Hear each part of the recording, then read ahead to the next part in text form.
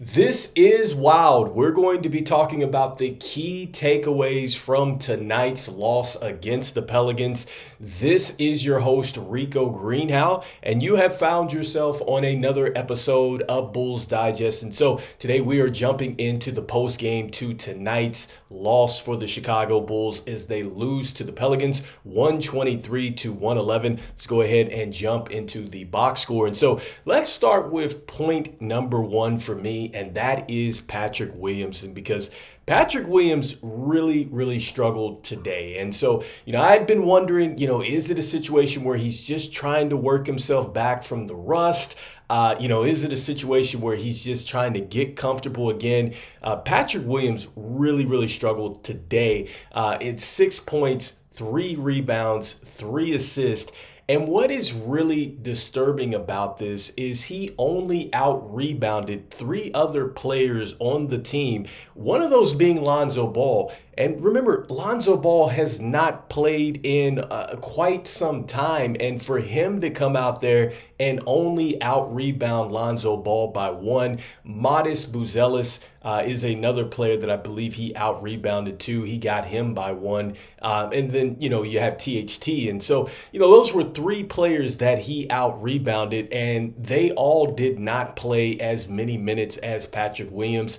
He did have some turnovers where he dribbled off his foot, and you just wonder, where is this assertive Patrick Williams at that the Chicago Bulls have been looking for? Because I've said this before, to go out and offer him the 5 years at $90 million, the Chicago Bulls really feel like he is going to be a centerpiece in what they're building. And we have not seen that throughout the preseason. Yes, he had some flashes, but it is just not happening thus far. And so I know it is game 1. Hopefully we start to see something in game 2, but at some point you have to wonder, when is it going to happen for Patrick Williams? And then, as noted by CHGO podcast, I believe late, you saw that Ayo Dosunmu was in there late, playing a little bit of power forward. And so, I don't know if this is signs to come for Patrick Williams, but not a great start. And so next up, the next key takeaway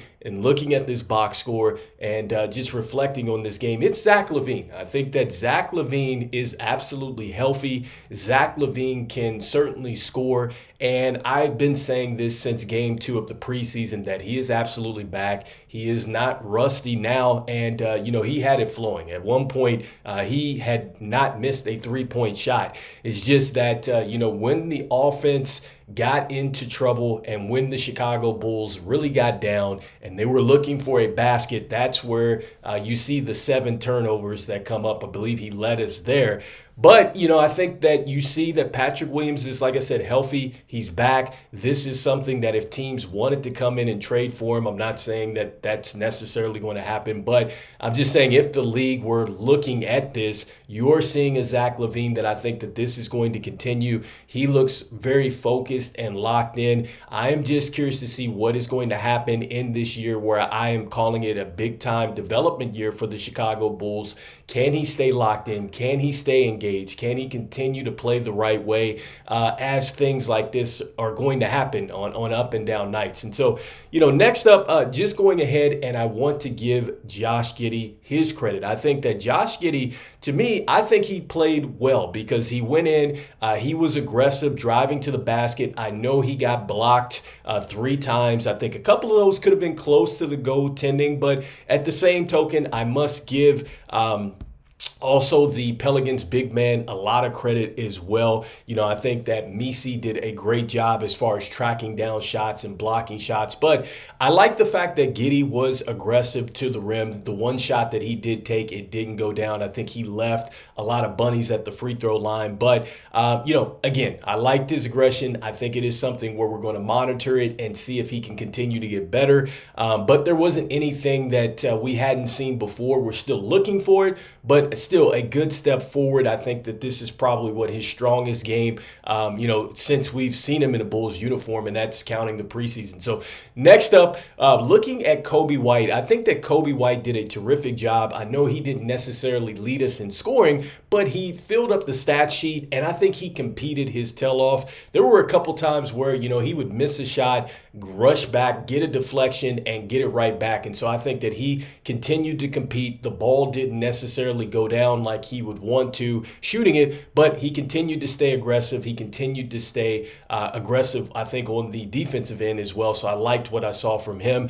Ayo Dosunmu, I think once again coming off the bench, I think he played strong, getting to the rim at times. He kind of blew a couple defensive assignments when we went to the zone, but still, I liked what I saw off the bench. You see the rebounding effort for Ayo Dosunmu, and so a lot of effort from the two players that I think are set to take another step forward. And it's going to be rocky again with these rotations on a night-to-night basis as Billy Donovan tries to figure it out. Next up, one of the things that really come off, is just really disappointing for me when I look at this thing is that some of these younger players I think should have played a lot more, because you have Dalen Terry, he only played 2 minutes. You have Modest Buzelis, he played 5 minutes in this one, and Jalen Phillips played 12 minutes. I would have liked to see them play a little bit more, and I think that this is where it gets challenging because, yes, you do need Zach LaVine, you need Vooch out there to stay in these games, but you also have to develop these players. You have to give them chances to go out there and compete, and you have to figure out if they are going to be a part of your future plans. The only way you can do that is you need to be evaluating them, and so this is what it's about. This is what I talked about pregame, that this season is really going to be about evaluating this talent and seeing where this team is going to go as they try to pick their playing style.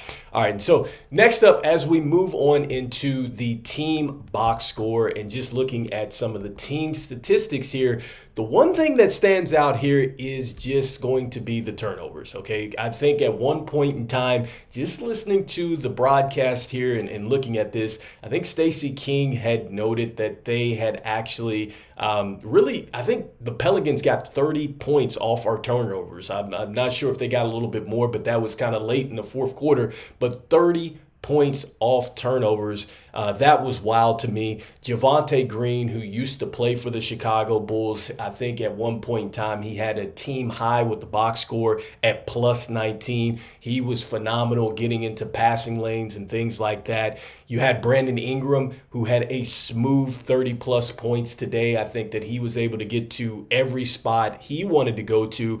But what's interesting to me when I look at this box score is that we actually won in the rebounding category, 44-42 there. Then when it came down to three-point shooting, we had averaged 48 threes in the preseason.